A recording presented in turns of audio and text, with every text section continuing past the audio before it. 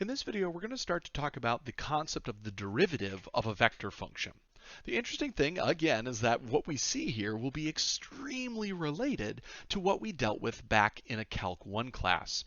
In fact, down here on the side, I'm going to take some notes and make some comparisons to things that we would have done back in Calc 1. You might recall that in a Calc 1 class, we dealt a lot with two different types of notation to represent our derivative. We typically dealt with something like dy dx, or sometimes we used something like y prime, or maybe if we had a function f, we said f prime of x. But there was a way that we calculated derivatives back in Calc 1.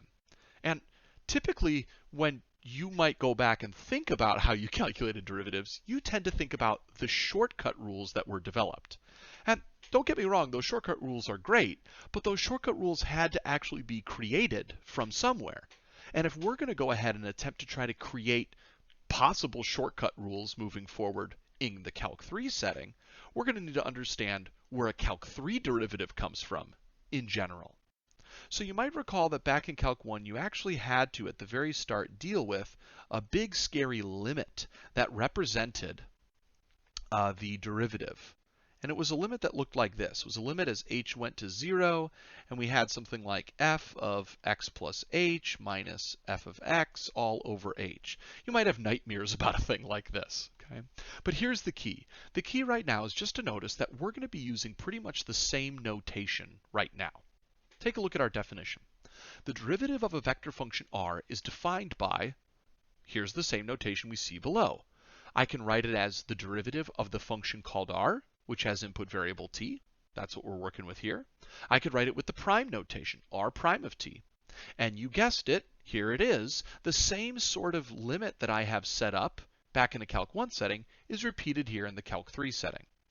Now let's try to understand what's actually happening graphically and why this same limit is able to pop up. So what I'm going to go ahead and do here is to think about this picture. This is a curve that I have out in space, and I'm going to imagine that this point down here is the origin. I'm not going to include any axes here for the moment, just to keep things looking super clean. Okay? But let's see what's going to happen here as h approaches 0 in this sort of event. All right, so first off, let's pretend that I have a vector that is right here. Okay? Oops. This is not going to be super straight, but let's pretend that I have a vector that goes like this and points right out to, say, this point. Okay? Let's suppose that this is what happens when I go to r and I plug in some value of t.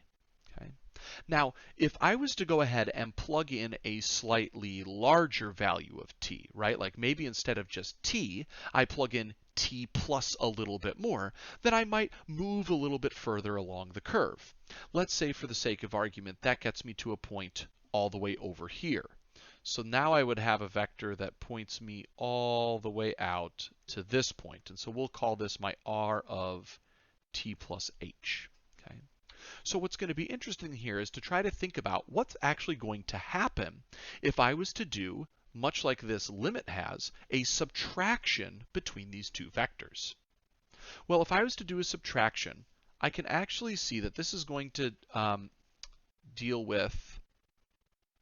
to deal with this vector right here.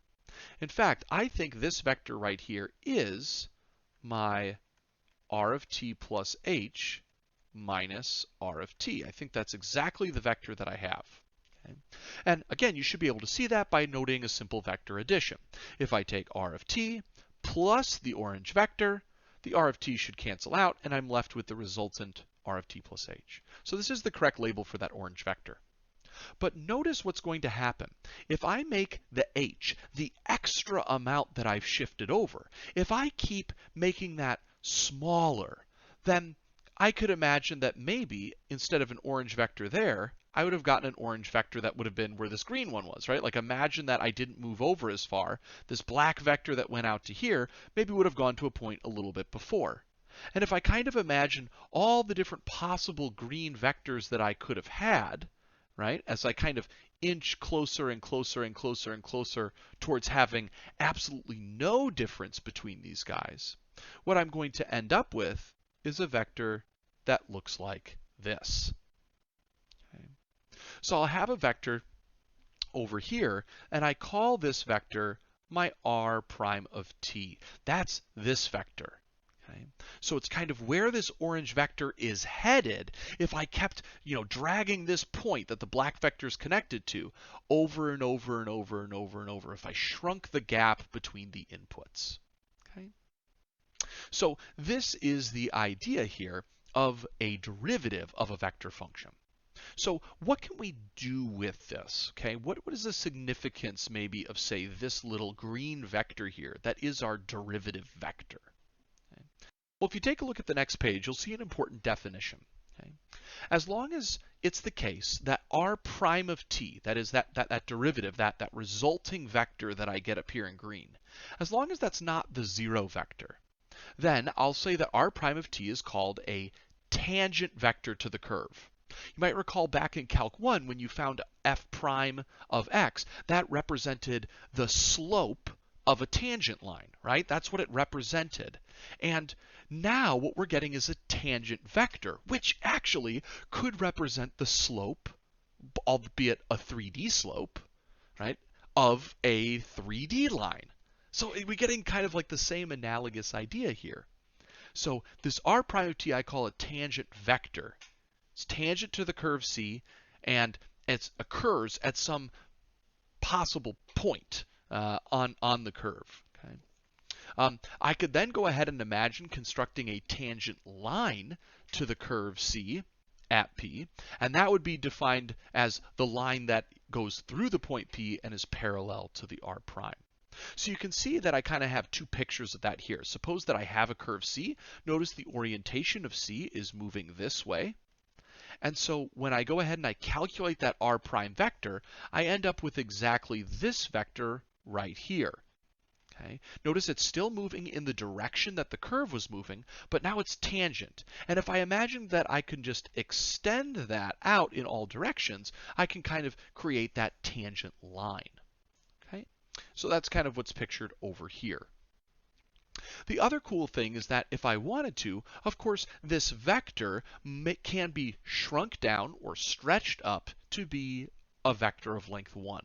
I can't necessarily guarantee how long that vector is going to be initially when it's calculated, that derivative vector, but I could turn it into a unit vector by taking my r prime and dividing by its norm, much like we did back in the last chapter. When we do this, we actually call this capital T of t. So this is the notation that we use for a unit tangent vector. In the next video, we'll take a look at how we can actually use these different definitions and ideas to figure out ultimately how can we go about deriving a cool shortcut rule very quickly so we don't have to calculate derivatives for vector functions using this big scary definition every time.